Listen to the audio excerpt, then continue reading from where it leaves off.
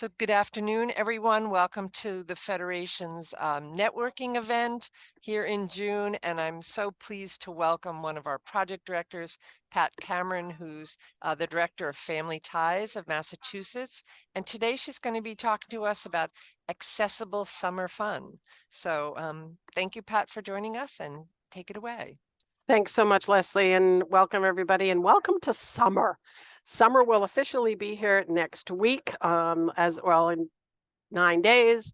And so there's not enough time to always plan for summer. And particularly if your children, family members, loved ones are really seeking accessible summer fun. And so I hope that you will get a lot of information and resources through this brief webinar. So really looking at, what we're here to do is really defining accessible, because not everybody has the same definition. We'll look at examples here in Massachusetts, and then we'll have an opportunity to share places that you may be familiar with. And so let's get started by just talking about that definition of accessibility. It's not a one size fits all. There is certainly legal definitions for, particularly through the Americans with Disabilities Act, but everybody comes with their own unique needs. And so when we think about what's accessible, we really need to sort of dig a little deeper into, will it really fulfill my son or daughter's needs, my family members' needs, and to be thinking about scoping things out perhaps ahead of time, so that you, when you reach the venue, it's going to be something that's successful to you and your family member. And so when we think about, public buildings versus outdoor spaces versus private buildings, there are different regulations and so forth that cover each one of those venues. And so it really does take a little bit of investigation. Sometimes you can do it right on organizations' websites and so forth. And sometimes it takes a site visit to really get the sense.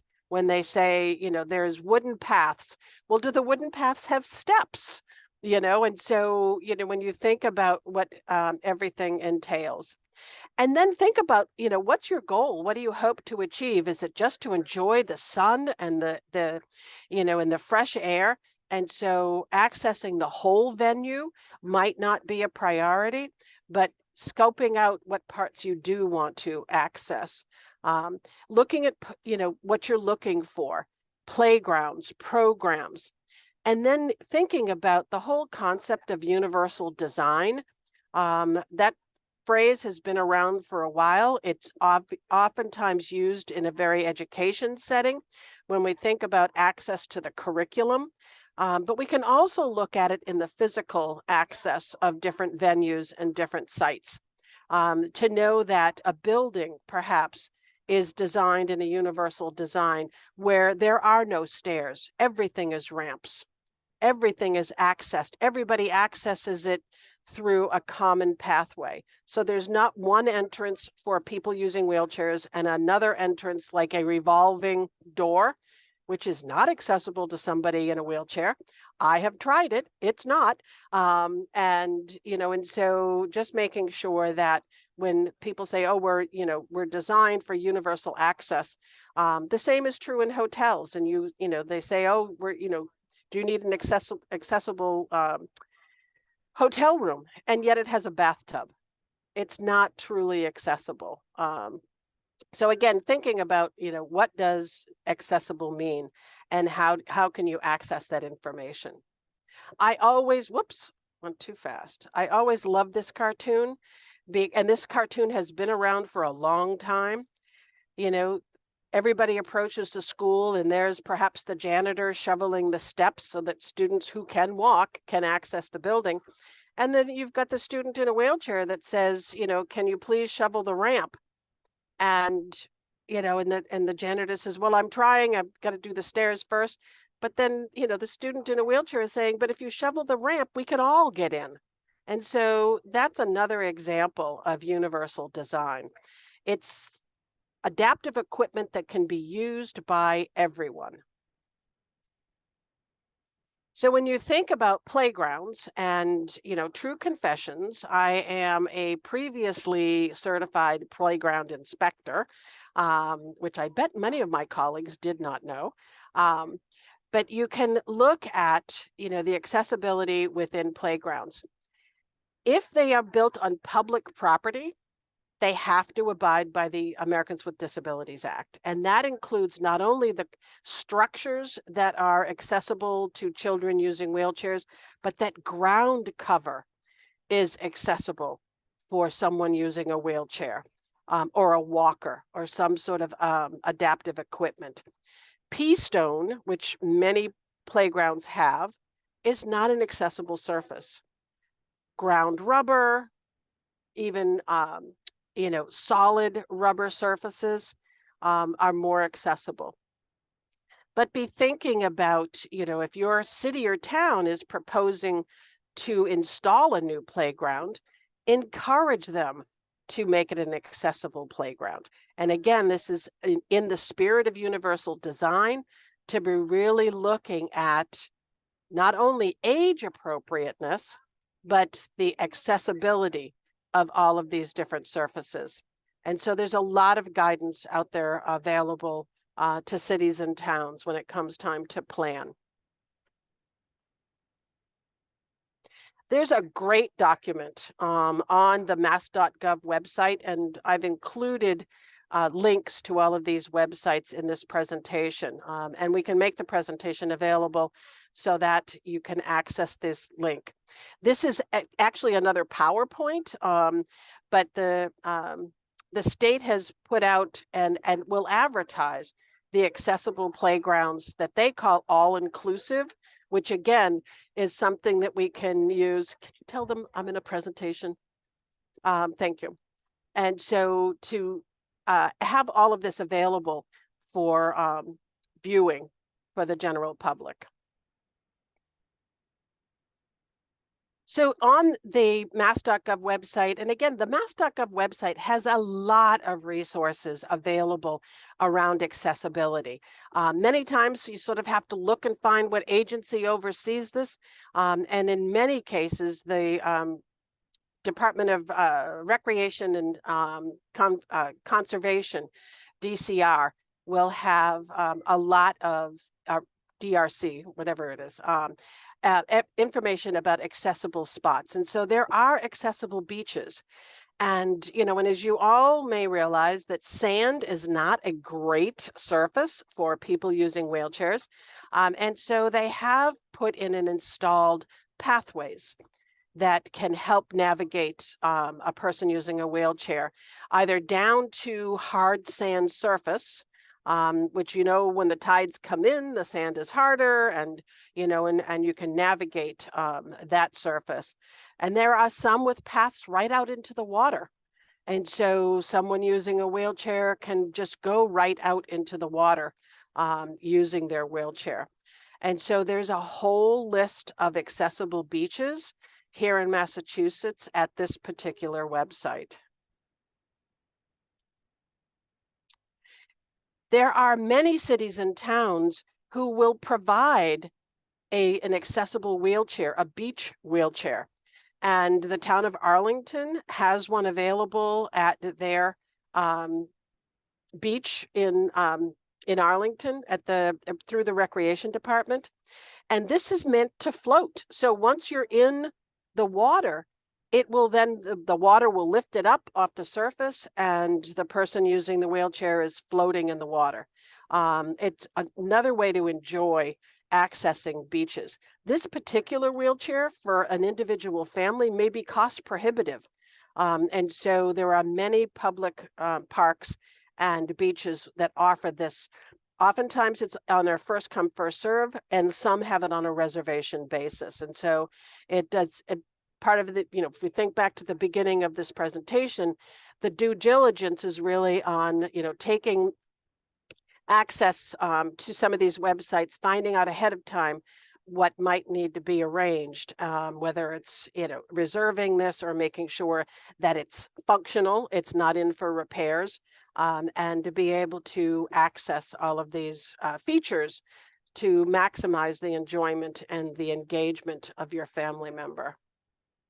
And while we're talking about local recreation, and I use Arlington as an example, check with your local recreation departments.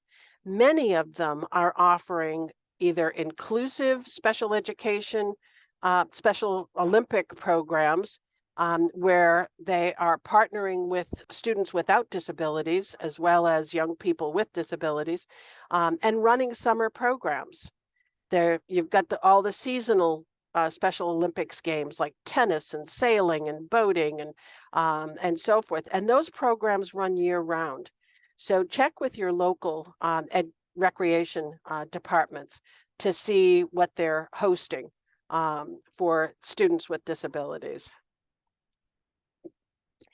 When we talk about hiking and taking a stroll, a walk, a ride, however you mobilize, through our state parks, there are many who have put in accessible pathways. And there's a whole list on the mass.gov email website about, and they've broken it out, as you see, by regions, where you can really take a look and see what's available. Many of them will have pictures so that they identify how they have made their trails accessible. Again, I caution you to look. Plum Island, for example, has some great wooden paths, but some contain steps. And so when they say we have wooden trails, make sure that if you're using a wheelchair and you can't navigate those steps, that it's a smooth, stepless path. And so again, it's again how everybody defines accessibility. And all of these are good intentioned projects. It's not that one size fits all. And we can't expect that everything is going to be a one size fits all. So I just encourage you to take a look at each one of the websites. But know, we're making progress. We're making progress in making these things accessible, in getting the information out to families, and being able to include everyone in our field trips. The Federation puts together every year a camp guide of inclusive camp opportunities. Some of the camp listed are specifically for kids with disabilities and even for families. And some are more the sort of generic YMCA programs who have said, yes, we will accept kids with disabilities. And so our summer guide is on our website. It is a 10-page downloadable document, or you can just search through it and pull out programs in your region, or something. This is done every year by staff here to update, to make sure that all of the camps are still valid, that they're still running, and the links should be active. And so we encourage everybody, we try to have it up by January of each year. In wintertime is when families are planning their summer activities for their kids. And so we try to have it up so that families can plan accordingly. But it is a terrific resource. The Boston Parent Paper also puts out a camp guide, and so encourage you to look there as well. And again, here's the camp guide from Boston Parent Paper. They put it out every year, and we really love the fact that they have resources that we don't, and so parents can look at both and find, hopefully find something that really addresses the needs and desires of their camp. And camps can be day camp, they can be overnight camp, they can be faith-based camps, they can be recreational camps, farming camps. I mean, there's all kinds of opportunities for children and youth to really enjoy their summertime. Particularly if you've got a student with an extended school year program, we know it doesn't cover all the weeks of the summertime, excuse me. And so you can augment services on the beginning and ending piece by connecting kids with either summer camps or day trips and programs. I don't know how many of you may be aware that the U.S. Federal recreational land pass is available to any person with a disability, and it allows for free lifetime access to all of our national parks. And that is across the country, not just Massachusetts. You can access, you have to go in person and apply, but you can be granted a free lifetime pass to all of the national parks. And again, then you have to do that due diligence to find out how accessible these national parks are. If you're just driving through the Grand Canyon, that's fine, but getting down on donkey or horseback may not be as accessible for some people. But you can look on each individual national park's website to find out what accommodations are available. But this is a huge, offer to people and families because the admissions to some of these parks can be cost prohibitive to some folks. You can also make sure, particularly in Massachusetts, there are a lot of admissions that will accept your EBT card. So if you're on food stamps, I know the Audubon Society will accept a family of 4 can get in using your food stamps card, your EBT card. And so, be thinking about accessing services and recreational spots that accept alternative admissions. And then we have many types of adaptive sports opportunities. There's an organization here in Massachusetts which provides opportunities for people with physical and intellectual disabilities to be participating in sports using a lot of adaptive equipment that they too provide. And so there's lots of opportunities. This obviously shows track and field opportunities, but to be taking a look at their website and joining in with an organization who really focuses in on those opportunities to give recreational I'm overusing the word opportunities, but opportunities for young people with disabilities. They're a terrific organization. And then, think about all the opportunities to volunteer within our national parks system. And I don't know if you're aware that Yosemite has a national junior ranger program. And it's open to youth ages, 4 to 12 can become a junior ranger. And these are accesses to all of their adaptive activities that can be done. Some of this particular post came through Exceptional Parent Magazine, which you can see the link cited here. But to be able to think about, are there other ways that my son and daughter can participate without traveling to some of these places? And so becoming a junior ranger gives you all kinds of access online, particularly, as well as in person, but opportunities to be participating in some of these summer activities that you may or may not be able to travel to. So again, we're just thinking of all kinds of ways of accessing information and opportunities. So what have you discovered? What have you, discovered here in Massachusetts that you can add to this list? And so I want to, I'll stop sharing for a moment and see if we can just have a conversation to say, what's available, what you're aware of, what perhaps you've learned here and want to explore and, and what might be out there. Because certainly this is just a sampling, dabbling in the whole field of what might be available. Conversation. Oh, Leslie has put in a link in the chat for DPH, the Massachusetts Department of Public Health, offers some safety guidelines for summer activities. I didn't want to put a squash on the summer fun, but it's always good to be safe. And they just put out a brand new kind of guide to remind you about summer safety guidance. I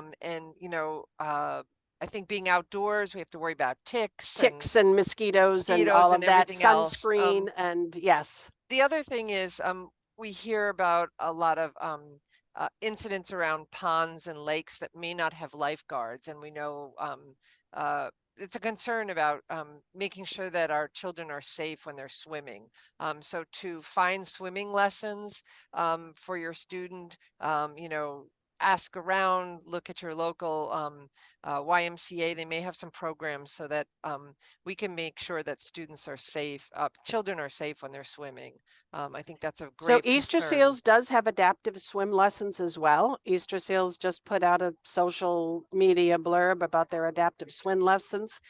I think the key though is always supervision. Yeah. And, and so we want to make sure that, we're putting the phones down and we are enjoying these activities with our young people and providing safe opportunities because we are there enjoying these activities with them.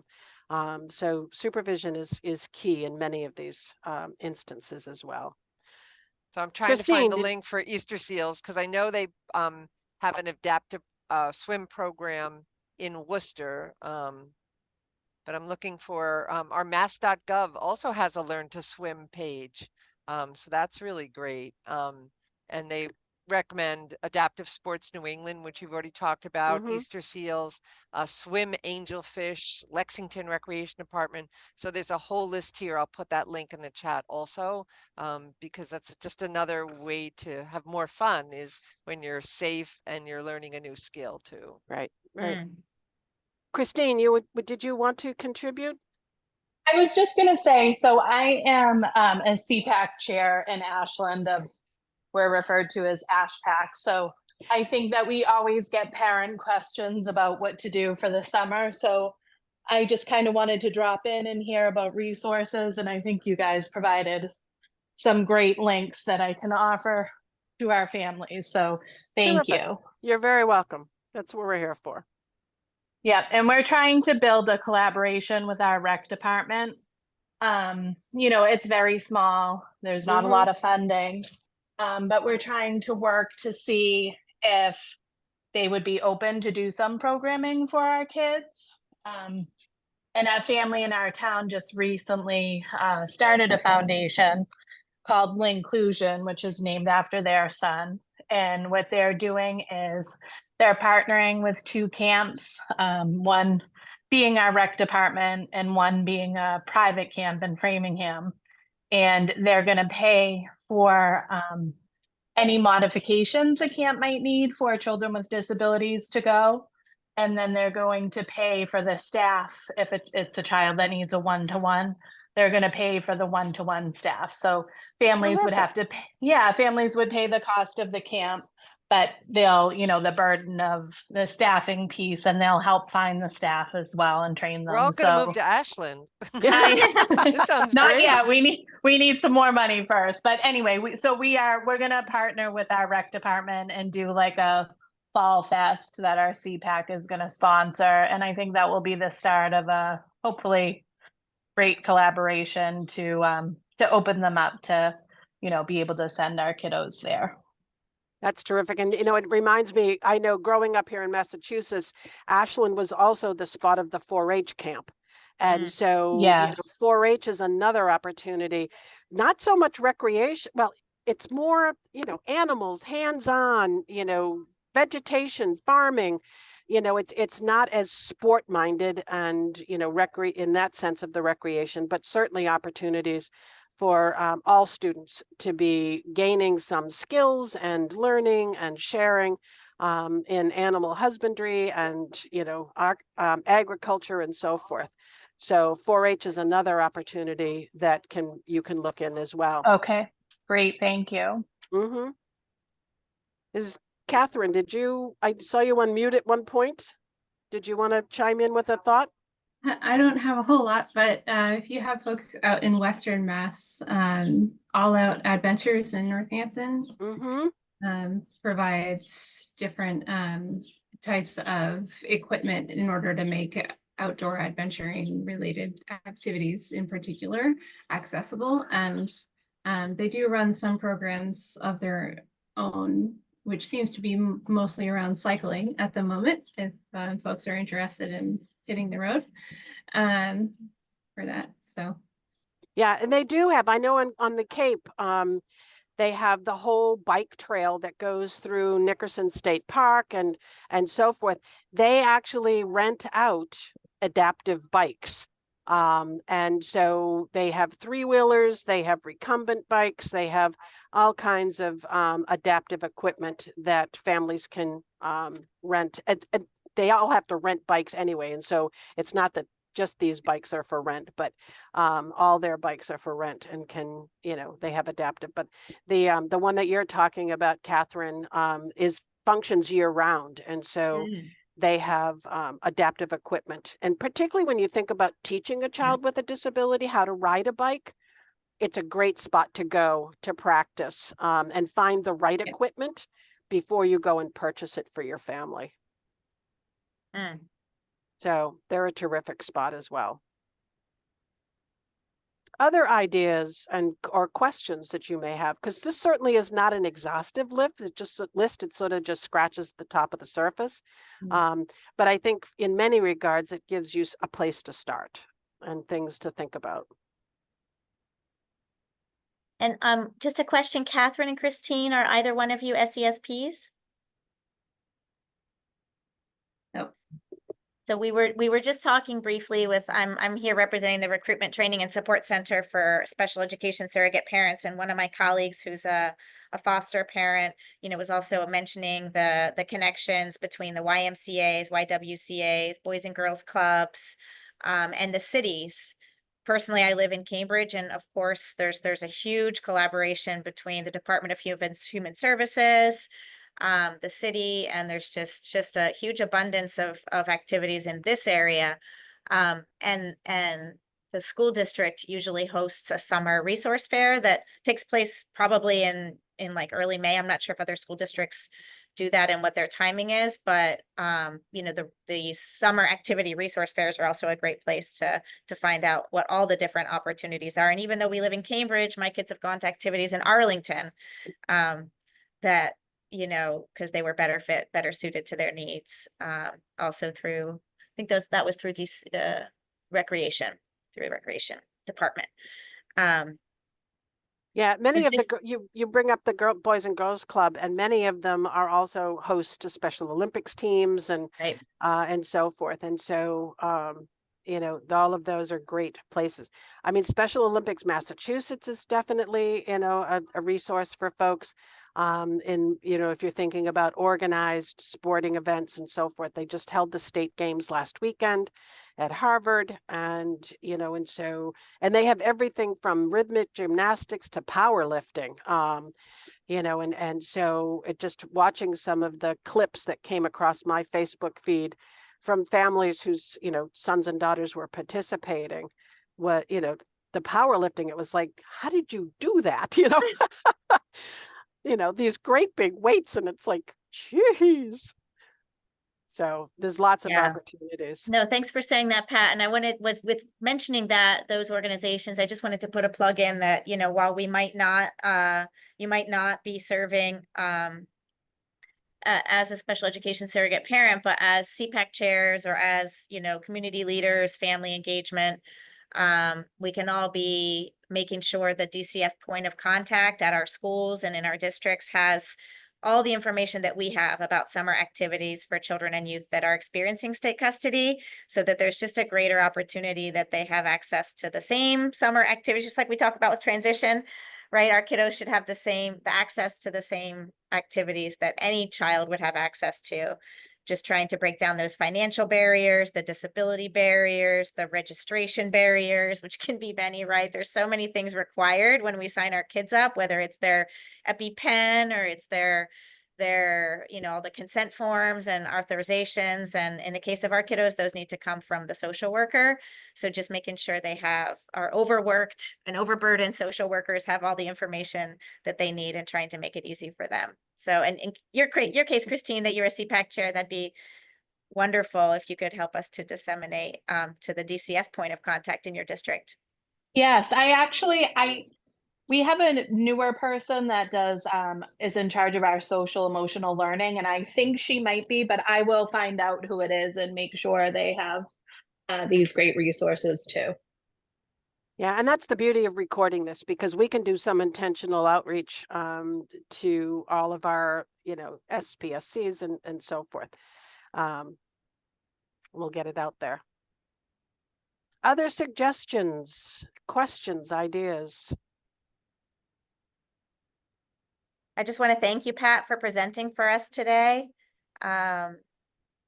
This was great. We hold this networking for you PCTI graduates and special education surrogate parents and CPAC chairs, and it was really great to have you on today. And I think some of your resources are applicable for all families. So I think it's really great that we expand our reach and look for places to play this summer in our state. So thanks, Pat, again. You're very welcome. Pleasure. Thank you.